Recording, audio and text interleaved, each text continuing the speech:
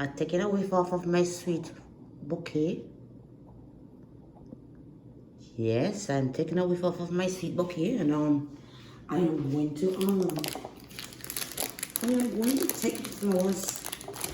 I don't know how to be so delicate with it, you know. I'm taking off the I'm unboxing it. Yeah, that's what I'm doing. I'm unboxing it. Because my children send me this lovely bouquet, you know, for Mother's Day. But I'm trying to unbox it. Yes, it came into the delivery, you know.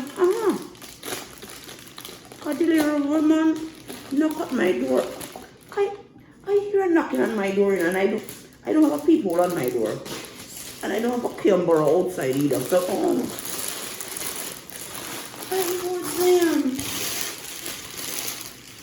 was wondering if it's knocking at my door. I was wondering if it's another suitor carrying and something else for me. But when I look, it was this delivery man, and he brought this lovely bouquet for me, you know, for me and for my kids, and I'm really very excited. And I want to wish everybody a happy Mother's Day, you know. Yeah, everybody into the reach of my voice. I want to wish you a happy Mother's Day. Yeah, I want to wish you a very happy Mother's Day. I want to wish you a happy Mother's Day. And I just hope that you will live to see many, many more. And I particularly want to reach out to the ones who have lost their mothers. You know, for a long time now, Mother's Day has been a bittersweet experience for me. Because a couple of years ago, I lost my wonderful mother. Yeah, you know, I have to be Mikey now. Because it's not, gosh, Teresa, as you really say, it's not easy to sit in front of the camera. It's not easy to sit in front of the camera when you've lost your own mother, you know, and to give that kind of report, you know, it's not easy. No, it's not easy at all. But I'm telling you, I sat there this morning and I thought of Miss Bobsy. I mean, I must have told you about the story of Miss Bobsy. Miss Bobsy pretty much was my deputy mom. Yeah, because Miss Bobsy, I don't know, there was one time my mother, she kind of, you know, sometimes your parents suddenly start to feel like they're old and they're not good enough. I don't know if you ever have that experience. Yeah, so she kind of was beginning to think that she couldn't represent me. Yeah, so I was either going to be alone or Miss Bobsy was going to go. And Miss Bobsy always ended up going. I remember even at my graduation at Hampton, Mommy just, I don't know, she just felt that she, I don't know, couldn't put herself together good enough. I don't know what it was, but she just had that way. But suffice it to say, my mom, listen to me, man, when I tell you, a stronger, a kinder, a more loving, sweet woman I have not met. My mother was hands down the strongest woman I'd ever come across. I remember when I don't know if I asked her, but she told me that my dad was in the penitentiary. That's how Jamaican people would call father, their prison. But I think, although I kind of felt that she kind of robbed me of even finding out a little bit about my dad. I think the whole memory was just so hard for her, and that she probably just lost it in her mind as well. So that was how she dealt with the whole situation. Yeah. But mom became, I don't know if you can say mother and father, but I think that's what that was. Mom became mother and father. It's like I had nobody else. It was just mommy. It was just her. And I'm telling you, I shared on my live the other day how that time when, grandma pushed the radio so hard that it fell. The radio, she was listening to her gospel program, and the radio fell, and it just dawned on her again that she was living in her mother's house. And that's half the reason, because my father had left, He left when she was pregnant with me, and he left. And she was just trying to make life by herself. And I guess the best way she knew was to just kind of stay with grandma a little bit. But grandma was such a, I don't know, she had that way. A nice woman, but she had that way.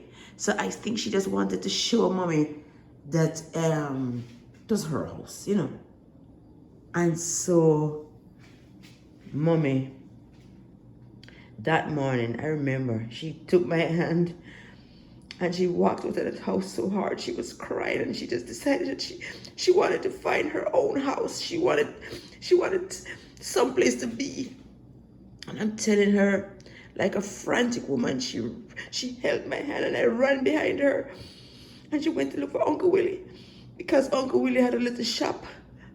And she was thinking that if Uncle Willie would have rented her the little room behind the shop, then she would get herself out of my grandmother's house. And that didn't materialize, but there was another relative who had a house. And that relative was not living there at the time. And so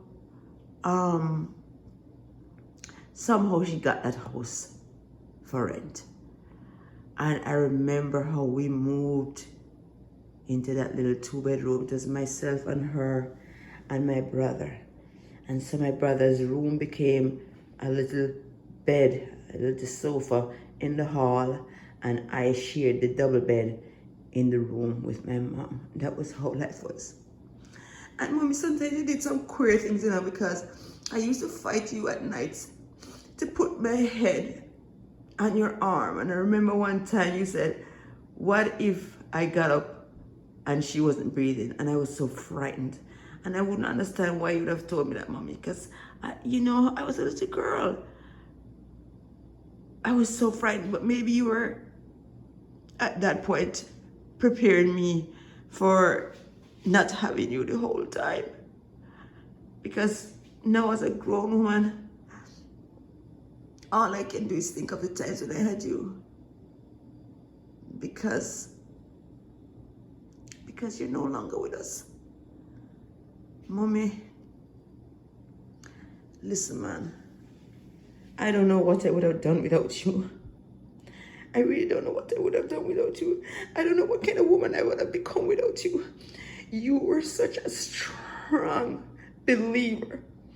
You had such faith in God, mommy. And you taught me right and wrong. You taught me the Bible verses. Train up a child in the way he should go. And when he's old, he will not depart from it. Yes, honor your mother and your father, that your days may be long upon the land that the Lord giveth.